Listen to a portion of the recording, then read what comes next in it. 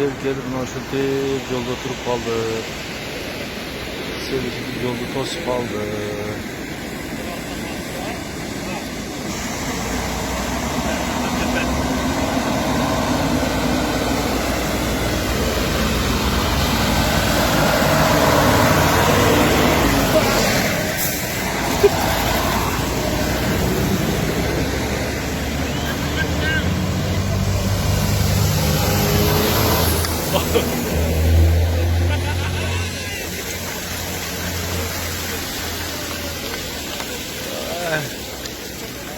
Tam da ızgara ya.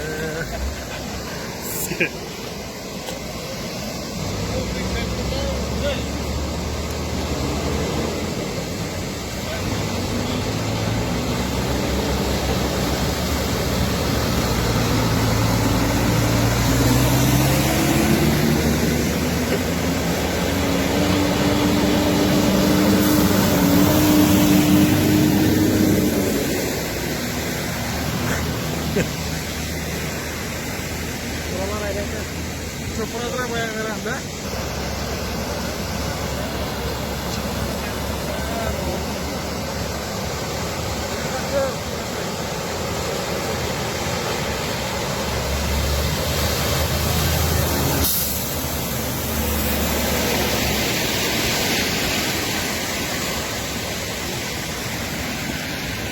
O gayet güzel.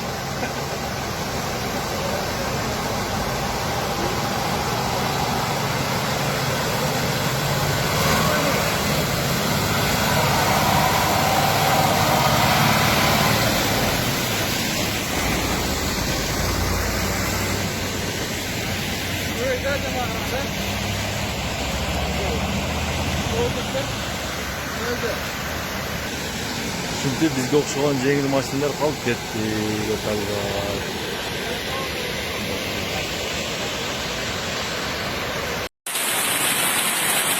Kopur çaktı karanız, kar bol kaldı, yarım karış bol.